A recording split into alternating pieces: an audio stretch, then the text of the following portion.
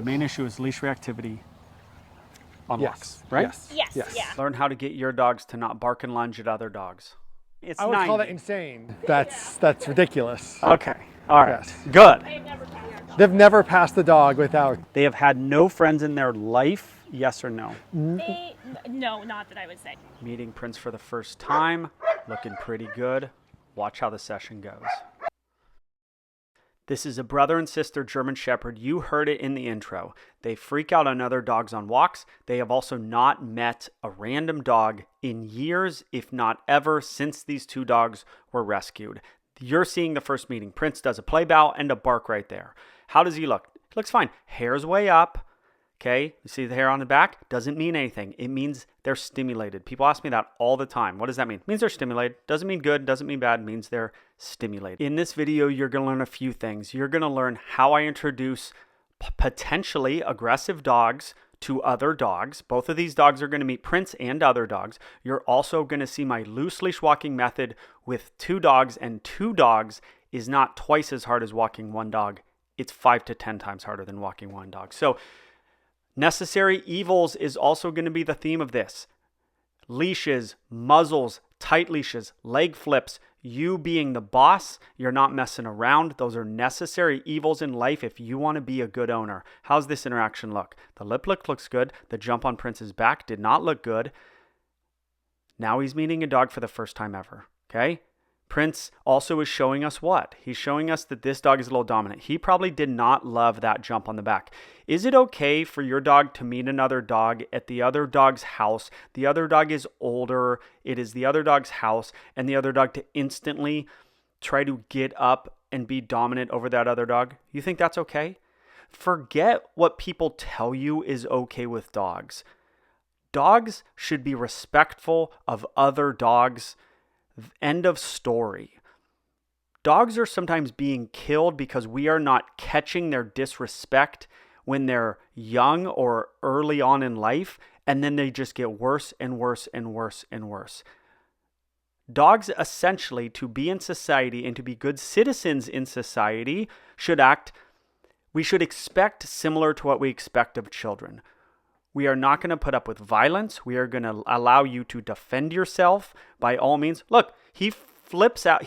His prey drive kicks in. He lunges at Prince. He hits the end of the leash. I don't know what to tell you. Necessary evil. This leash is a necessary evil. I wish that this dog could be. The best way for dogs to meet is in the middle of a field with the owners 30 feet away. It's also the most dangerous way for dogs to meet.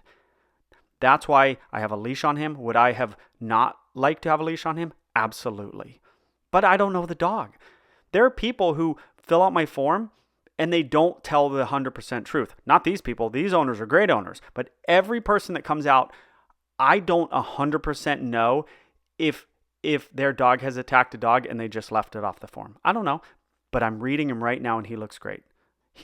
And Prince is reading him and saying, I like this guy, but this guy's a little dominant and I need to be a little dominant because this is my house. And when he met me, he jumped. Do you see a play ball from Prince right there? Prince is being rough. I still need the leash though. It's a necessary evil. I need it. When you see these muzzles, they don't like the muzzles. They need them.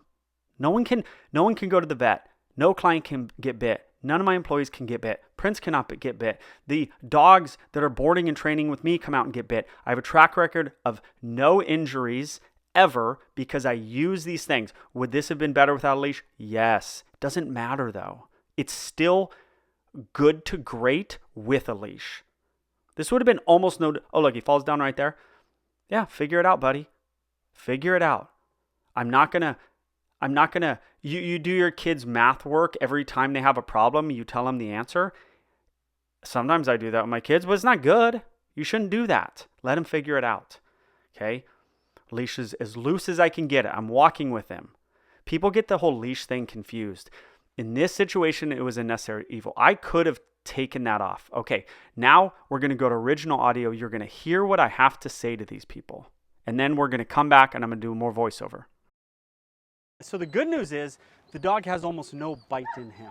Yeah. No matter what happened, he did not seem to ever want to bite the other dog. And that's great. Yeah. Like you can get a dog with other dogs who doesn't want to bite other dogs. Like it's hard, but you can do it. The best thing for this guy was what just happened. Prince is like, bro, you're not the biggest, baddest dude on the planet. You were, yes, you were not the biggest best dude. And like for him to meet a dog, the dog do play bows in front of him.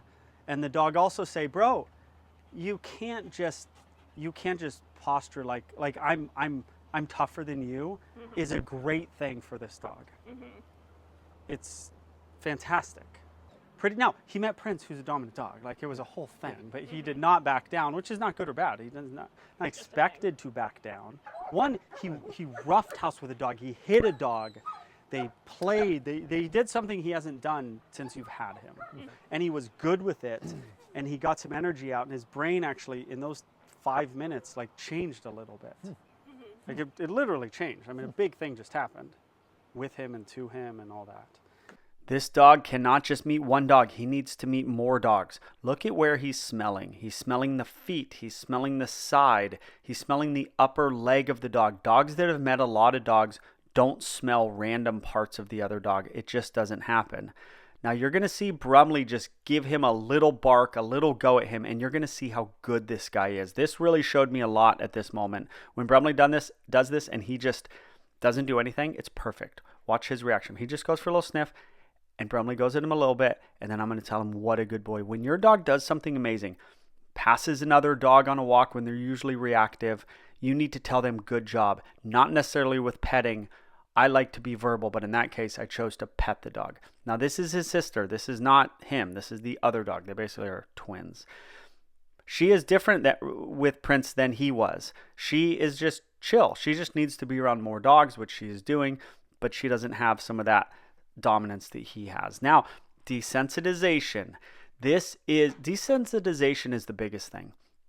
For getting reactive or aggressive, which these guys are not, or they're getting better with other dogs, is desensitization. It is not treats. It is not corrections. It is not e-collars. It is not prong collars. It is not being the boss.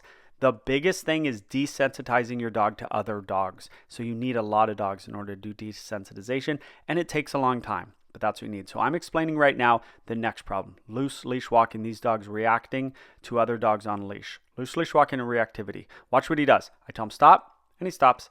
They were leaving him. Look at where those two dogs were in front of him. You have to stop. That's my doorway method. You put the leash on 10 feet from your front door, and you take one step towards your front door. The minute your dog goes, okay, we're going to the front door, you go, stop, little correction, turn back around, go, we're not going anywhere. Leash reactivity is not fixed when your dog is freaking out on a walk on another dog.